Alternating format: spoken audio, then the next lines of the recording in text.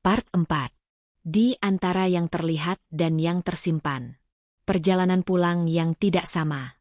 Kereta ekonomi sore itu tidak penuh. Angin masuk dari jendela tua yang hanya bisa dibuka separuh. Di bangku nomor 18A, Reza duduk sambil menggenggam tongkat lamanya. Bukan karena ia membutuhkannya secara fisik, tapi karena tongkat itu adalah kenangan. Satu-satunya benda yang selalu membawanya kepada suara Mira. Ia sudah bisa melihat kini. Tidak sempurna, tapi cukup. Tapi justru dengan penglihatan itu, ia mulai kehilangan arah. Dulu gelap mengajariku mendengar. Tapi sekarang terang malah membuatku lupa jalan pulang. Dalam tasnya hanya ada pakaian, buku braille tua, dan surat dari Mira yang sudah mulai lusuh karena terlalu sering dibaca. Di sela jeda stasiun, ia menunduk dan berdoa. Tuhan, jangan buat aku datang hanya untuk menyakiti dia lagi. Desa yang tak pernah berubah. Reza turun di stasiun kecil, disambut oleh aroma sawah dan bunyi jangkrik sore. Ia berjalan menyusuri jalan setapak menuju rumah panggung tua tempat dulu ia dan Mira tinggal. Di sana, lampu minyak menyala redup. Di balik jendela, Mira sedang duduk membaca buku, dikelilingi anak-anak rumah belajar. Mereka tertawa kecil. Damai. Reza tidak langsung masuk. Ia berdiri dari kejauhan. Entah kenapa, ia justru merasa tak layak mengetuk pintu. Tapi kemudian, seorang anak kecil, Anya, melihatnya dan berteriak. Ibu Mira Aa. Pak Reza datang. Mira menoleh. Tatapannya dan milik Reza bertemu untuk pertama kalinya dengan cahaya di mata masing-masing. Tapi justru di sana, mereka saling membeku. Kau pulang, suara Mira lirih. Aku belajar melihat, dan aku sadar, aku salah jalan. Pertemuan yang tak lagi sama.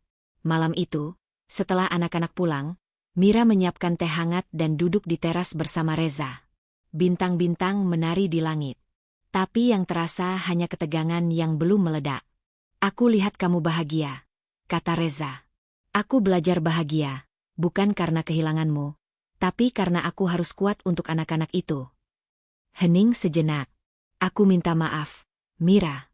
Aku terlalu sibuk memaknai penglihatan sampai lupa bahwa cinta tak perlu ditatap. Aku tak butuh maaf, Reza. Aku butuh kamu jadi seperti dulu, yang mencintaiku meski tanpa tahu warna mataku. Reza menunduk. Ia merasa perih, karena ia tahu Mira benar. Dunia dengan penglihatan justru menutup hatinya yang dulu terbuka dalam gelap. Pilihan yang tersisa. Beberapa hari berlalu. Reza membantu kembali di rumah belajar. Tapi semua terasa seperti nostalgia yang gagal ditambal. Mira bersikap sopan, tapi tidak lagi lembut. Ia bicara seperlunya. Menjaga jarak. Ia masih mencintai Reza, tapi terlalu takut untuk jatuh lagi ke tangan yang sempat melepaskan. Suatu malam, Reza berdiri di jembatan kecil. Tempat pertama ia mendengar nama Mira. Ia menulis sesuatu di buku catatan kecilnya. Halaman itu bertuliskan, cinta bukan tentang buta atau melihat, tapi tentang siapa yang tetap tinggal, meski tak terlihat. Surat yang tak pernah dikirim.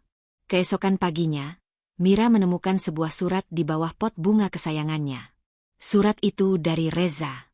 Mira, aku akan pergi. Bukan untuk lari, tapi agar kamu bisa bernapas tanpa beban masa lalu. Kalau suatu hari kamu melihat tongkat lamaku tergantung di tempat kita biasa duduk, itu artinya aku siap kembali. Tapi kali ini untuk mencintaimu dengan mata yang sudah belajar dari hati. Aku tidak akan datang sebagai suamimu dulu, tapi sebagai pria yang ingin melamarmu kembali. Bukan karena kasihan, bukan karena buta, tapi karena tahu siapa yang pantas aku perjuangkan dalam terang dan gelap. Mira menangis. Tapi bukan karena ditinggalkan. Karena untuk pertama kalinya, Reza memilihnya bukan karena dia yang paling terlihat, tapi karena dia yang paling terasa. Di jembatan itu, tongkat tua tergantung di paku karatan. Tak ada suara langkah, tak ada janji manis. Hanya waktu yang kini menjadi penentu segalanya. Mira duduk di tepi jembatan, menatap tongkat itu. Ia tahu, saat tongkat itu hilang dari tempatnya, dan suara langkah muncul lagi, itulah saatnya Reza benar-benar pulang.